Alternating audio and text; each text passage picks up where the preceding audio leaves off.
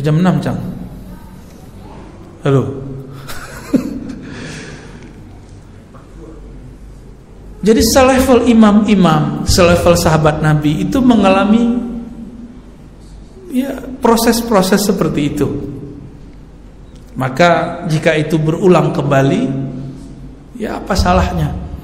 Oleh karena itu jangan terlalu keras juga dengan orang yang keras sama kita. Ya, jangan ngamuk-ngamuk juga sama orang yang bilang kita jahil, yang bilang kita ini syubhat. Santai aja, ya. Ntar juga lama-lama kalau dia mau piknik, dia akan tahu kebenaran dari Allah. Ya, kita kan sama-sama bergerak mencari kebenaran. Allah lah al-haq, maha benar. Kalau orang-orang di luar ngaku benar, itu kebenaran dia. Jika kebenaran ini lebih dekat kepada Allah, maka orang itu mendekati kebenaran, bukan paling benar. Ini beda loh. Ya. Jadi siapa yang merasa paling benar, dia telah mengambil kesombongan, seperti iblis merasa sombong. Itulah rahasianya Allah nyindir kita berdoa setiap Fatihah, ihdinas siratal mustaqim. Ini kan tanda enggak semua kita ini terjamin. Maka doa 17 kali setiap hari. Ya, semoga Allah membimbing kita semua, amin.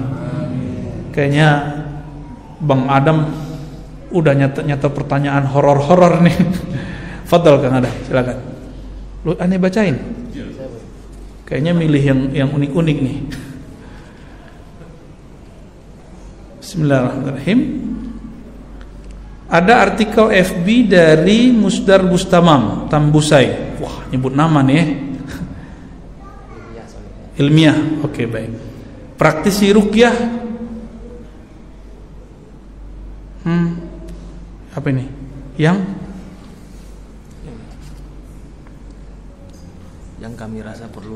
kami rasa perlu dijelaskan lagi. Saya nggak punya VFB soalnya, jadi nggak baca. Apakah hubungan karomah dengan Ismul A'zam? Mau tahu? Kalau nggak tahu, bilang nggak tahu. Jangan menentang sesuatu yang kita nggak tahu. Pertanyaannya sekarang, apa makna karamah? Apa makna Ismul A'zam? Definisikan dulu baru tentang.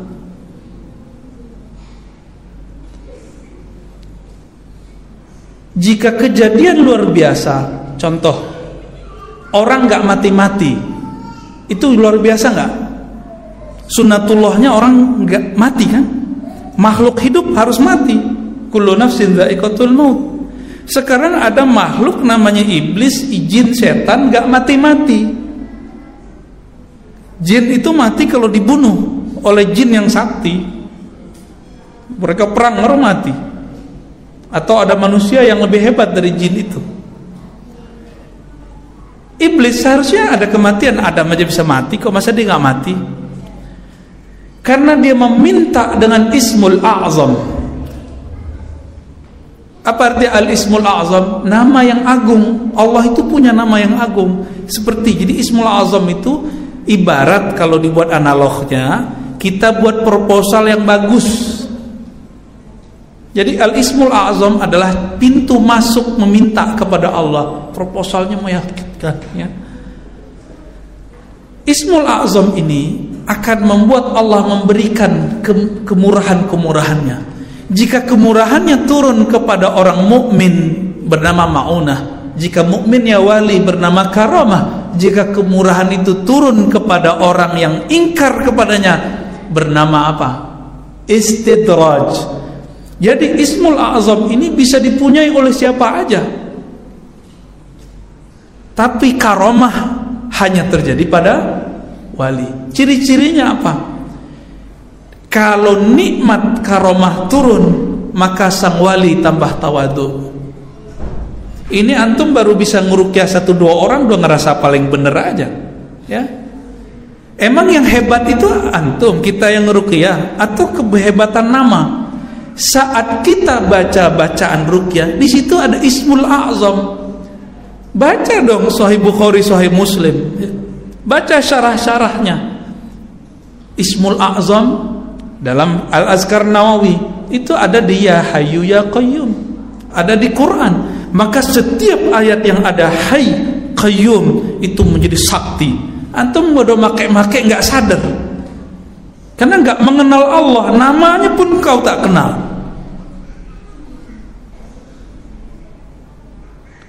Maka ruqyah ini yang make bisa jadi dukun.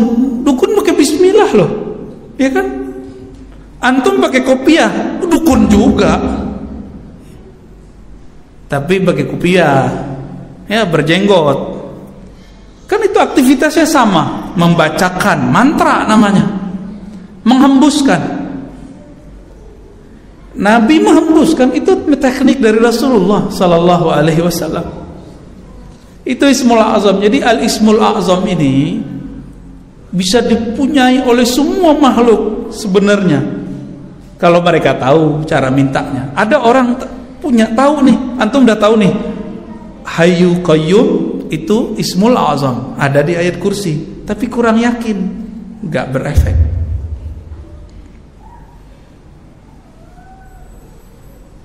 Apa buktinya? Di dalam Al-Quran, iblis berdoa, dengan izzahmu ya Allah, maka aku akan menyesatkan umat manusia. Itu Ismul A'zam, izzah, Dzul Izzati wal Jabarut, begitu Nabi menyebut. Itu Ismul A'zam. Itu pegangannya iblis. Kalau enggak, iblis enggak sanggup menyesatkan manusia.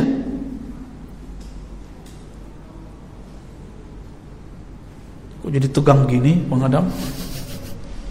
Pertanyaan kedua, maunah bisa dipelajari. Orang seperti kita, ini antum nih meruqyah, terus orang sembuh, itu bantuan Allah bukan? Atau antum yang hebat?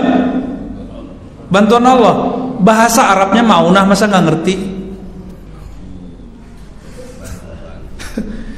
Bahasa Arabnya maunah. Ruqyah dipelajari bukan? Atau tiba-tiba begitu dipelajari bukan? Ya, teman-teman kita buat daurah ruqyah, itu daurah mempelajari biar dapat maunah. Repot amat gitu. Apalagi nih, apakah hanya Abu Sa'id Al-Khudri yang mendapat ijazah Fatihah menjadi doa kesembuhan, sedangkan sahabat lain tidak bisa? Baca hadis itu jangan separuh-separuh ya. Kita kalau cerita satu hadis, satu kisah, bukan berarti sahabat lain tidak. Ini pertama ijazah dulu nih. Ijazah itu teman-teman, itu istilah ahli hadis abad kedua, ketiga. Ijazah itu artinya pengizinan.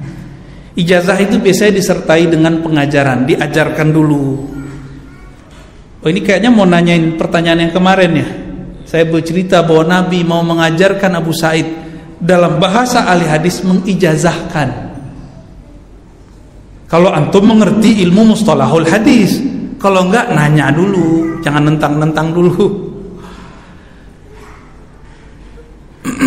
Coba pelajari ilmu hadis. Di ilmu hadis ada 8 minimal cara belajar. Pertama namanya sama, mendengar guru, nyimak. Yang kedua namanya qira'ah al-syekh, nyetor ke guru, seperti murid tahfiz Quran nyetor ke gurunya. Yang ketiga ijazah. Nah ini dulu deh, ijazah. Apa kelebihan sama? Sama itu dobit, langsung gurunya dapat apa kita dapat. Tapi kalau dapat sama, mendengar, membacakan, gak diijazahi.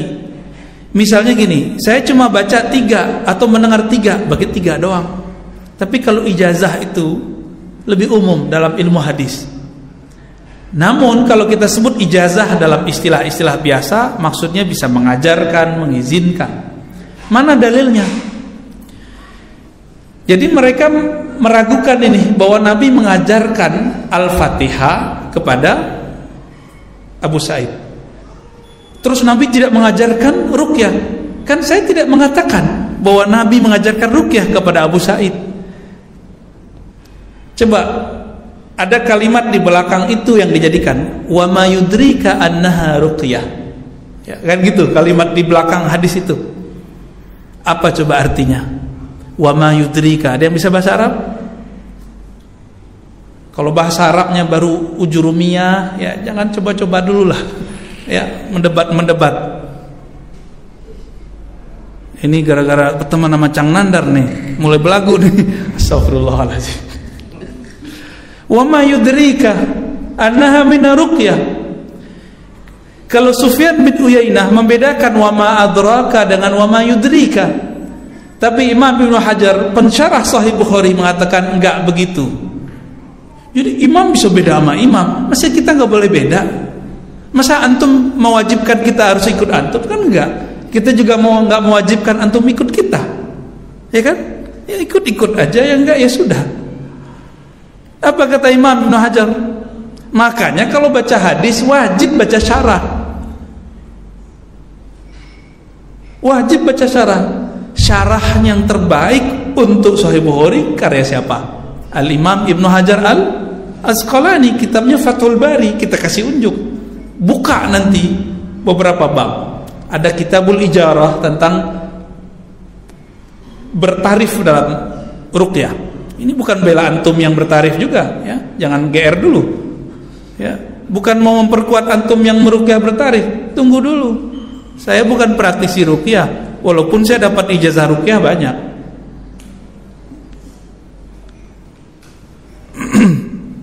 Kalau kertas lembar sertifikat nggak laku oleh Rasulullah, nggak bisa dapat syafaat antum dalam ruqyah, ya harus dapat ijazah sanad, ada sanadnya, dan itu bersambung sampai kepada Rasulullah SAW.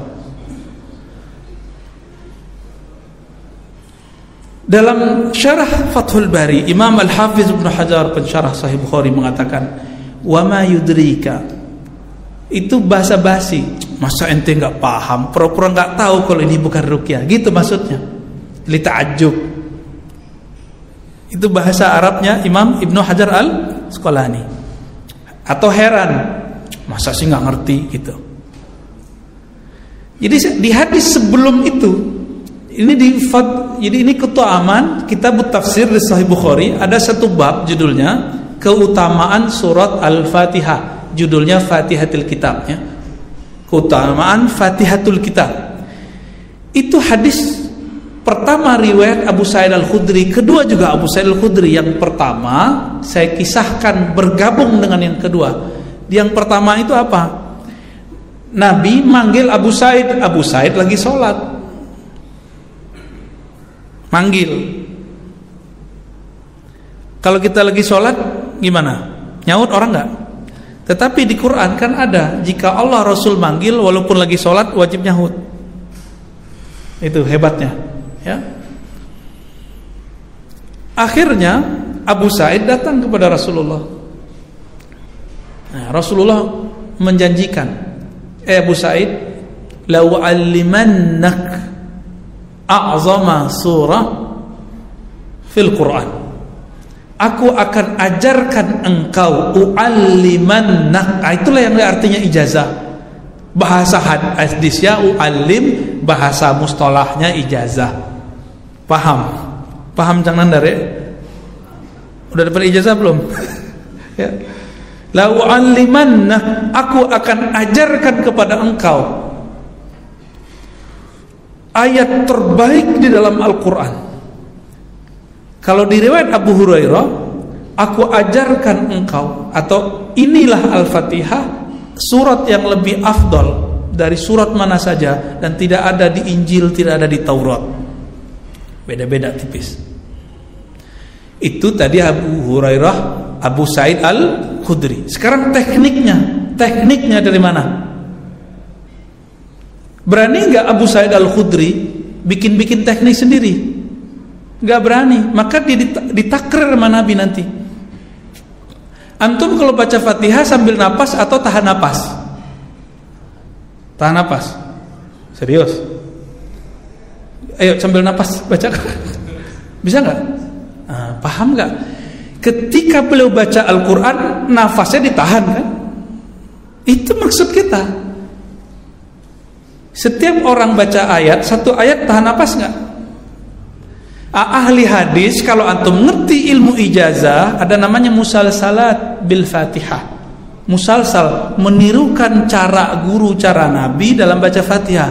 Walaupun musalsal ini bagi sebagian ahli hadis dhaif, tapi karena dia dhabit, ditirukan modelnya, bagi ulama Quran itu sahih. Karena sanad Quran sama sanad hadis agak sedikit beda standar. Bagaimana caranya di situ? Antum mesti kaget. Karena mereka sekarang mengharamkan metode ini. Baca Fatihah satu napas, ada itu dalilnya. Dulu Said Agil Al-Munawwar, guru saya. Bukan Said Agil Sirat ya. Said Agil Al-Munawwar. Beliau ini Masya Allah, hafal kitab, Masya Allah. Hafal tahun wafat ulama, Masya Allah. S1 di Madinah, S2, S3 di Mekah. Itu dia gak sesat juga sama mereka. Kalau sholat di salah satu tempat gurunya, sholat 20 rakaat tarawih, itu satu napas, tapi bersih bacaannya, enggak buru-buru, bismillahnya jelas, alhamdulillahnya jelas, satu napas. Karena ada ijazahnya. Kalau enggak tahu nanya, namanya ijazah musalsalat bil Fatihah. Banyak hal di dunia ini yang kita enggak tahu. Saya dulu juga enggak tahu, ini baru saya tahu 3 tahun yang lalu. Saya pun baru tahu ini 3 tahun yang lalu. Lewat murid-murid Syekh Yasin Al-Fadani. Nyampe, saya kira juga dulu bid'ah baca Al-Fatihah satu napas. Ternyata itu. Maka kita tobat dari kejahilan kita. Saya bertobat dari kejahilan saya. Jabir bin Abdullah meriwayatkan metode ruqyah. Di situ disebutkan 2 versi. Setelah membaca itu meludah, atau yang kedua menghembus, yanfus. Ini beda ruqyah dengan zikir doa. Zikir doa enggak ada fuhnya. Fuh itu napas bukan? Napas bukan? Serius? Berarti ruqyahnya sahabat Nabi pakai tahan napas enggak? Kalau ngeluarin napas pakai tahan napas enggak sebelumnya? Gitu ilmunya. Berarti sahabat Nabi mempraktekkan tahan napas enggak? Saya mau ngeluarin bisa enggak tanpa ada nafas di dalam yang ditahan? Enggak mungkin, harus ditahan dulu. Baca doa baru begitu Pak. Itu yang disebut ruqyah. Kalau enggak doa namanya, kalau enggak zikir namanya. Jadi nih kita kasih tahu kenapa antum pernah meruqyah Quran. Pakai Quran nih udah sakti, tapi enggak tembus-tembus, enggak ada efek. Karena enggak mempraktekkan hembusan atau sentuhan ketukan, tapping namanya. Untuk kasus tertentu Nabi menepuk. Ntar nepuk pengen meluk lagi. Gimana? Apakah syarat menjadi terapis ruqyah? Waduh, mau buka klinik nih kayaknya ya. Saya mau kasih tahu dulu, ruqyah itu artinya mantra. Pakar mantra, bahasa kampung kita artinya dukun. Mau jadi dukun? Pasti nggak terima antum yang praktisi ruqyah disebut dukun. Nggak mau kan? Maka ganti istilah mu'alij, biar islami dikit kan. Padahal itu namanya Arabi. Arab-Araban namanya. Apa syarat menjadi ahli ruqyah? Pertama, ikhlas lillahi ta'ala. Yang kedua, cari ilmunya yang bersanad. Kalau bersanad, ketemu guru bersanad. Guru bersanad pasti tidak sombong. Karena orang sombong kalau punya murid, muridnya sombong, merasa paling benar, merasa paling sakti, dan pasti iri. Nanti kalau ada kiai bisa menyembuhkan pasien dia yang nggak bisa disembuhkan, yang itu pakai jin tuh banyak ahli ruqyah sekarang. Saya mau tanya, siapa di antara antum praktisi ruqyah yang pernah melihat jin? Kan nggak ada. Karena Imam Syafi'i mengatakan, man qala ra'aitul jinna faqad iftara 'ala Allah. Siapa yang mengaku melihat jin, dia telah berbohong atas nama Allah. Karena jin nggak bisa dilihat dengan mata ini, kecuali antum punya mata lain. Ya. Terus dia tuduh ada kiai fulan, mursyid fulan, dia nggak mengeraskan bacaan seperti antum. Terus antum bilang itu jin. Emang lihat? Kalau nggak lihat, haram kalam begitu. Maka ahli ruqyah yang ngomong begini tidak diterima persaksiannya oleh Imam Salaf, Imam Syafi'i. Oh itu jin tuh, emang dilihat? Jin nggak bisa dilihat? Emang tahu dia baca apa? Ya Ustaz, dia bisik-bisik, ya tanya aja sama dia dibaca apaan. Jangan spekulasi, itu su'uzzan. Iyattabi'una illa zanna. Jangan ikut zan. Kan boleh tabayun toh. Kalau kiai pasti jawab, kecuali dukun, oh rahasia perusahaan, dia bilang gitu. Ya, atau dia kesel sama antum, nggak mau cerita juga. Kalau mau jadi peruqyah, ya harus ikhlas. Ntar amplopnya nggak ada, cuma pakai amplop TKS, terima kasih Ustadz gitu. Harus terima. Jadi jangan berhenti berguru. Karena orang kalau berhenti berguru muncul kesombongan dalam dirinya. Jadi berguru itu adalah cara efektif menghancurkan ego. Jadi itulah thariqah paling cepat. Asra'ut turuq li izalatil kibr. Kalau versi thariqat sufi kan zikir dulu sekian hari, 40 hari seperti di hadis Abu Nuaim biar bersih kolbunya.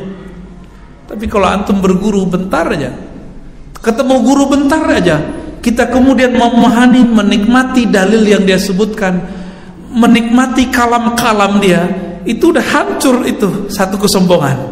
Tinggal nanti dengerin lagi si fulan, hancurkan lagi satu kesombongan. Mau denger aja, ya. Kalam saya begini tidak akan membuat orang ikut saya, tidak akan membuat orang dapat hidayah.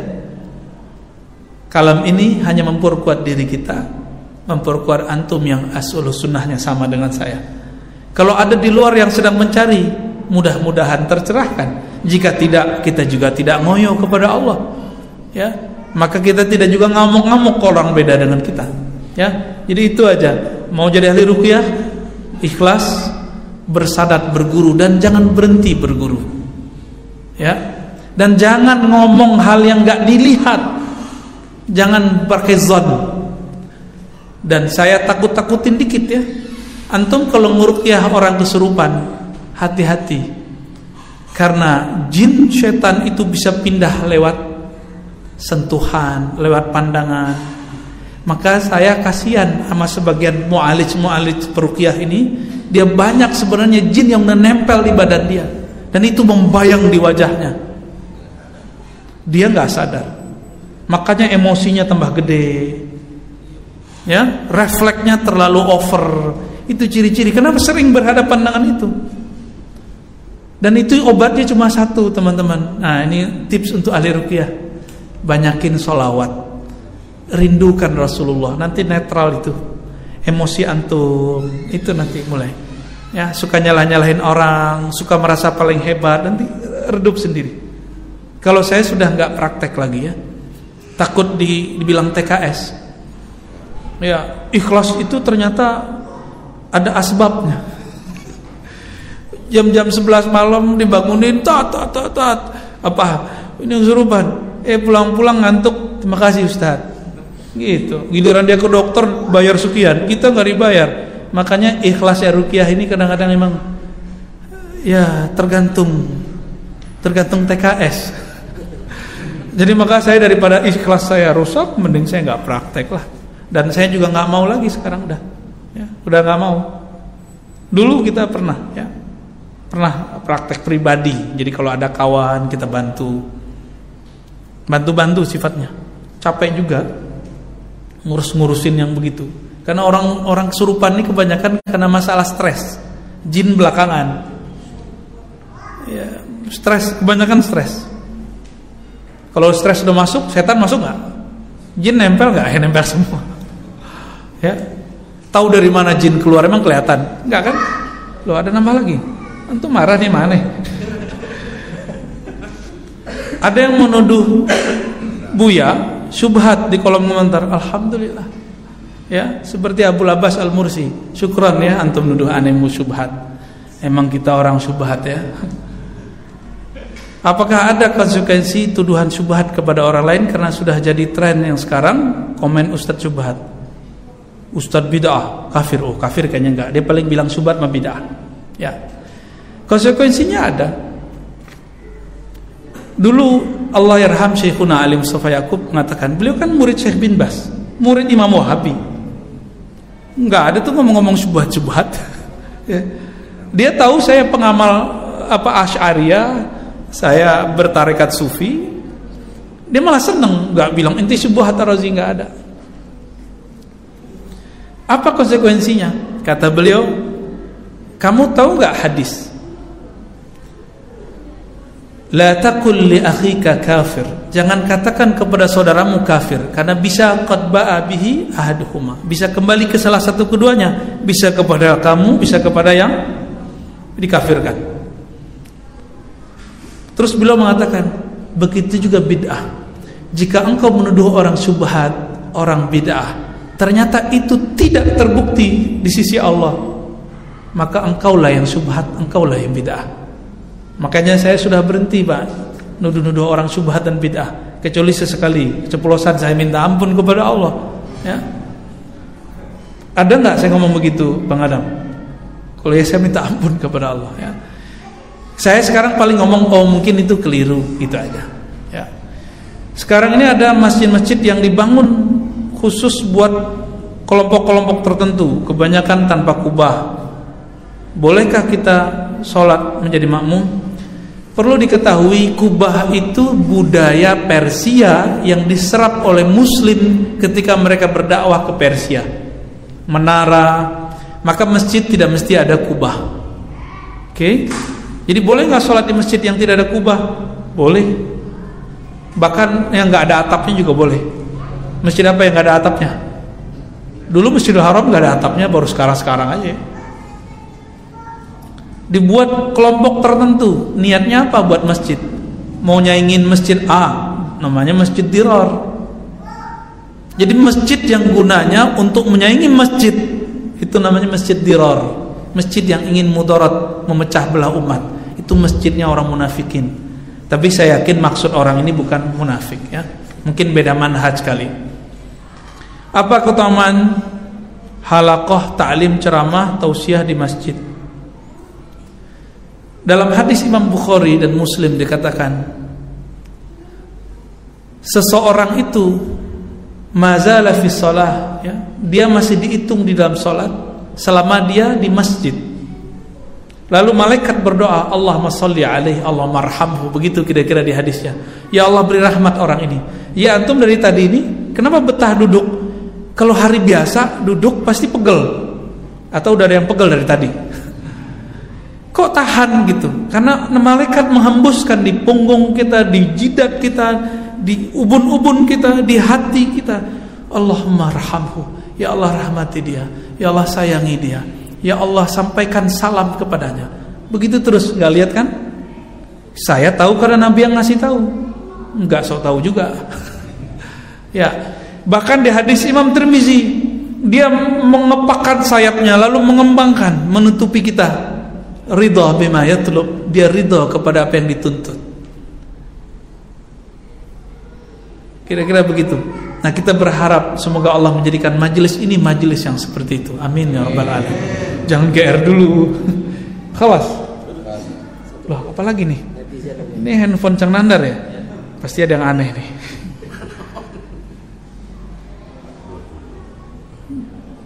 Ini Bu Wiwit apa Mbak Wiwit ya? Ya. Dalam hal akidah kita merujuk kepada Imam Asy'ari wa Al-Maturidi, dengan salah satunya pelajaran sifat 20 yang wajib bagi Allah. Akan tetapi ada bahasan trilogi tauhid yang dengan untuk memahami akidah oleh sebagian orang dalam kurung bla bla bla dan lain-lain. Jadi baca. Apalagi sudah masuk dalam kurikulum di Kementerian Agama. Menurut Buya, apakah trilogi tauhid dapat kita gunakan dan aman dalam memahami akidah? Aman gak? Kalau niatnya membuat perbandingan, boleh. Boleh-boleh aja tuh.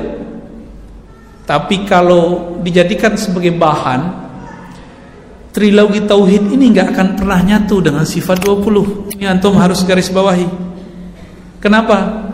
Karena trilogi tauhid dibuat oleh Ibnu Taimiyah rahmatullah alaih untuk membantah sifat 20. Maka saya heran kepada orang yang buat kurikulum itu. Dia ngerti gak sih trilogi tauhid, uluhiyah, rububiyah, asma sifat tujuannya untuk apa? Berarti dia nggak ngerti juga proyek. Buku-buku itu kan buku proyek. Mending kita belajar dulu di MDA, Allah wujud kidam bako. Masih ingat gak dulu? Itu mau dibid'ahin semua Pak oleh orang yang belajar uluhiyah, rububiyah, asma sifat 3 tauhid. Antum mau diem? Akidah guru-guru kita dulu mau disesatkan mereka, antum mau diem? Dosa hukumnya. Diamnya orang yang sudah tahu itu sama dengan setan bisu. Makanya saya mengimbau, ayo kita ngaji sifat 20 lagi. Kan di sini banyak, ada Habib Syakir, ada Kiai Rahmat Afifi, itu jago-jago semua. Buka, minta Pak Kiai, Beb, tolong ajarin kami dong sifat 20 yang tepat tuh gimana gitu. Nanti mereka ajarkan. Itu Kiai Rahmat Afifi, murid Bahmun, tamat Al-Azhar. Tapi lebih berkesan sama Mbah Maimun daripada Al-Azhar sepertinya. Kalau cerita Mbah Maimun, itu hebatnya ulama kita. Itu Mbah Maimun sesat gak? Ada yang bilang Mbah Maimun sesat. Sesat gak Mbah Maimun? Allah yarham Mbah Maimun Zubair. Sesat gak? Enggak Pak ya? Enggak. Kalau ada yang bilang sesat karena dia pakai sifat 20, antum diem gak? Atau kita harus bergerak? Harus bergerak Pak, kita nggak boleh kita diam. Ya ini kalau udah jadi laskar Ahlus Sunnah begini ntar nih, bakar-bakar ntar nih, bakar semangat maksudnya. Allahumma sholli ala Muhammad. Pakai napas tuh bersannya. Baik teman-teman yang melakukan Allah, kesimpulannya sederhana. Orang yang mencari hidayah pasti Allah bimbing meskipun dia terjebak pada kesalahan. Nanti Allah sendiri yang jemput. Orang yang mencari kebenaran, dia tidak awalnya mungkin merasa paling benar, tapi kalau dia terus mencari, maka saya sarankan antum para pemburu hidayah, pencari kebenaran, setiap ikut satu kelompok, ikut satu manhaj, pertanyakan dalam hati, apakah ini benar ya Allah? Maka tanya terus dalam salatnya, ya Allah jika ini benar istiqomahkan aku, jika tidak ihdinas siratal mustaqim. Itu doa saya dulu sampai hari ini. Ketika terjebak masuk ini masuk itu, berharap Allah menjemput kita di tengah belantara hidayah-hidayah palsu. Ya, semoga Allah meridhoi kita semua. Semoga Allah mengampuni emosi-emosi kita. Semoga Allah menutupi aib-aib kita. Semoga Allah menjadikan kita orang-orang yang sah, pengikut Rasulullah sallallahu alaihi wasallam. Allahumma ijma'na ma'a nabiyyikal Mustafa sallallahu alaihi wasallam.